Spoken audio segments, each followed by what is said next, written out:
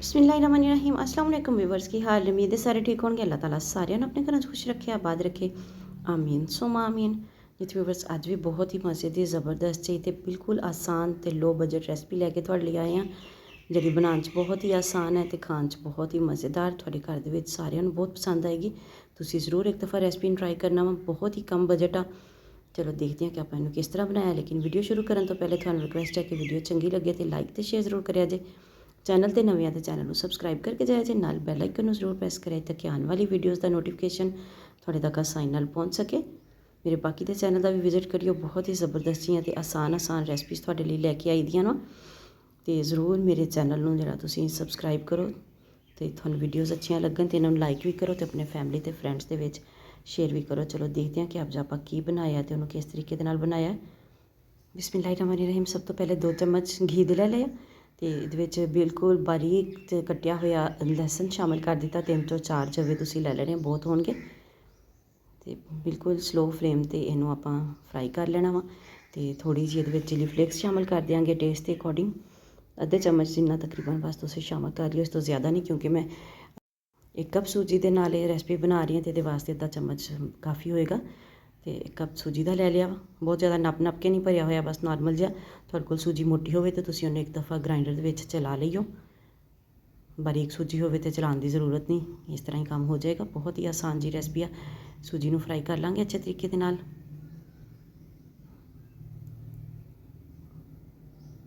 1 cup सूजी सीगी तो 1 cup ही इहदे विच पानी दा शामिल कर दिता वा।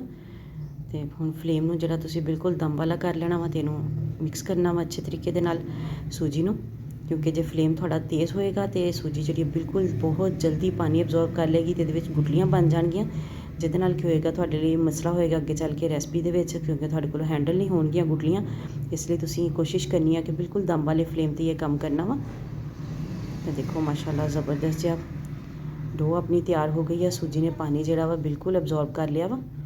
तो इसी तरह तुसीं इहनूं चम्मच दे नाल मैश करदियां होइआं ही इहनूं मिक्स करना वा, ताकि जे फिर भी कोई थोड़ी बहुत गुटली बन जाए, कोई लम्स वगैरह बन जान तो वो जिहड़े रिमूव भी हो जान जल्दी। तो इहदे विच 3 मीडियम साइज़ के आलू कद्दूकश करके बॉयल करके कद्दूकश कर लिया सी तो वो शामिल कर दिते। हुण इहनूं मिक्स करांगे अच्छे तरीके दे नाल, डो जी बना लांगे इहदी।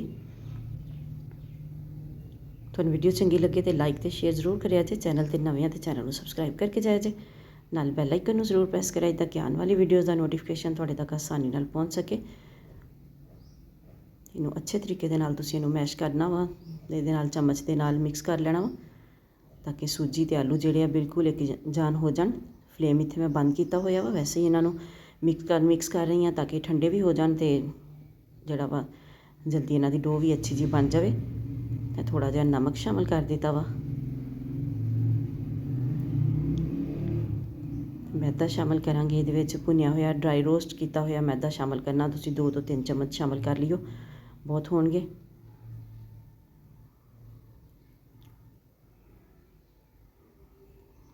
बारीक कट्टिया होया धनिया ते पुदीना मिक्स करांगे अच्छे तरीके दे नाल, बिल्कुल जिस तरह आप आटा वगैरह गुन्नी दा ना, इसी तरह तुसीं इहनूं अच्छे तरीके नाल मिक्स कर लेना वा, पंच कर लेना वा थोड़ा जिहा, ताकि डो जिहड़ी अपनी समूथ हो जाए बहुत ही अच्छे तरीके नाल। तुहानूं मैदा कम लगे तो तुसीं थोड़ा जिहा मैदा होर ड्राई रोस्ट करके शामिल कर सकते हो, लेकिन बहुत ज़्यादा भी ना करियो। तो डो नूं आपां जिहड़ा वा फैला लांगे काउंटर ते, इहदी शेप देवांगे। तुसीं चाहो तो गुलाई दे विच भी इहदे विचों टिक्कियां कट सकते हो, लेकिन मैं इहनूं शेप देंगी। हुण इहदी आपां कटिंग करांगे, बहुत ही आसानी दे नाल कटिंग हो जाएगी, बिल्कुल भी चिपकणगे नहीं। तो इनकेस जे चिपकन छुरी दे नाल तो फिर तुसीं छुरी नूं जिहड़ा वा थोड़ा जिहा ग्रीस कर लेना वा। तो अपने हिसाब दे नाल तुसीं जिस तरह आपां बर्फी वगैरह दे पीस कट्टी दे तो उसी तरीके दे नाल तुसीं इन्हां कट लेना वा। छोटे बड़े पीस जिस तरह तुसीं चाहो रखना उन्ने तुसीं कट लो। तो स्लरी तैयार की हुई है मैदे दी, स्लरी दे विच एक दफ़ा डिप करांगे तो उस तो बाद इन्हूं ब्रैड क्रम्स दे नाल कोट करांगे। तो बहुत ही मज़े दे जिहड़े अपने आलू ते सूजी दे स्नैक्स तैयार हो जाणगे।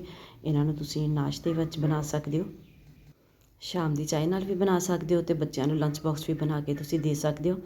देखो माशाल्लाह ज़बरदस्त जे स्नैक्स अपने तैयार आ। इन्हां नूं हुण आपां फ्राई कर लांगे, स्लरी च डिप करके। तो ब्रैड क्रम्स दे विच इन्हां नूं कोट जरूर करना तुसीं। तो यह देखो माशाल्लाह ਜ਼ਬਰਦਸਤ ਜੇ ਆਪਣੇ ਸਨੈਕਸ ਜਿਹੜੇ ਬਿਲਕੁਲ ਤਿਆਰ ਹੋਣ ਦੇ ਕਰੀਬ ਹੀ ਆ। ਮੀਡੀਅਮ ਫਲੇਮ 'ਤੇ ਇਹਨਾਂ ਨੂੰ ਤੁਸੀਂ ਫਰਾਈ ਕਰ ਲੈਣਾ ਵਾ। ਬਹੁਤ ਜ਼ਿਆਦਾ ਹਾਈ ਫਲੇਮ 'ਤੇ ਫਰਾਈ ਨਾ ਕਰਿਆ ਕਰੋ ਚੀਜ਼ਾਂ ਨੂੰ, ਕਿਉਂਕਿ ਉਹਦੇ ਨਾਲ ਫਿਰ ਚੀਜ਼ ਦਾ ਨਾ ਕਲਰ ਬਹੁਤ ਜਲਦੀ ਪਕੜ ਲੈਂਦੀ ਆ ਅਤੇ ਫਿਰ ਉਸ ਤਰੀਕੇ ਦੇ ਨਾਲ ਫਰਾਈ ਨਹੀਂ ਹੁੰਦੀ, ਅੰਦਰ ਤੱਕ ਅੱਛੇ ਤਰੀਕੇ ਨਾਲ ਫਰਾਈ ਨਹੀਂ ਹੁੰਦੀ, ਅਤੇ ਜਿਹਦੀ ਵਜ੍ਹਾ ਤੋਂ ਟੇਸਟ ਵੀ ਅੱਛਾ ਨਹੀਂ ਆਉਂਦਾ। ਇਹ ਦੇਖੋ ਮਾਸ਼ਾਅੱਲਾ ਜ਼ਬਰਦਸਤ ਜਿਹਾ ਕਲਰ ਦੋਨਾਂ ਤਰਫ ਗੋਲਡਨ ਹੋ ਗਿਆ ਵਾ, ਅਤੇ ਹੁਣ ਆਪਾਂ ਇਹਨਾਂ ਨੂੰ ਕੱਢ ਲਾਂਗੇ। ਅਤੇ ਮਾਸ਼ਾਅੱਲਾ ਜ਼ਬਰਦਸਤ ਜੀ ਫਾਈਨਲ ਲੁੱਕ ਆਪਣੇ ਸਨੈਕਸ ਦੀ। ਆਲੂ ਅਤੇ ਸੂਜੀ ਦੇ ਨਾਲ ਬਣੇ ਹੋਏ ਸਨੈਕਸ ਬਹੁਤ ਹੀ ਮਜ਼ੇ ਦੇ ਅਤੇ ਬਹੁਤ ਹੀ ਹੈਲਦੀ ਆਪਣੇ ਤਿਆਰ ਹੋ ਗਏ ਆ। ਤੁਸੀਂ ਰੈਸਪੀ ਨੂੰ ਜ਼ਰੂਰ ਟਰਾਈ ਕਰਿਆ ਕਰੋ, ਕਿਉਂਕਿ ਮੇਰੀ ਰੈਸਪੀ ਜਿਹੜੀ ਹੈ ਬਹੁਤ ਹੀ ਆਸਾਨ ਹੁੰਦੀ ਆ ਅਤੇ ਬਹੁਤ ਹੀ ਘੱਟ ਖਰਚੇ ਦੇ ਨਾਲ ਬਣਨ ਵਾਲੀ ਹੁੰਦੀ ਆ। ਦੋਨਾਂ ਚੀਜ਼ਾਂ ਦਾ ਖਿਆਲ ਰੱਖਿਆ ਜਾਂਦਾ ਕਿ ਰੈਸਪੀ ਮੁਸ਼ਕਿਲ ਨਾ ਹੋਵੇ ਅਤੇ ਨਾ ਹੀ ਇਹਦੇ 'ਤੇ ਕੋਈ ਬਹੁਤ ਜ਼ਿਆਦਾ ਖਰਚਾ ਹੋਵੇ। ਮਿਲਦੇ ਹਾਂ ਕਿਸੇ ਨੈਕਸਟ ਵੀਡੀਓ 'ਚ, ਉਦੋਂ ਤੱਕ ਲਈ ਅੱਲਾ ਹਾਫਿਜ਼।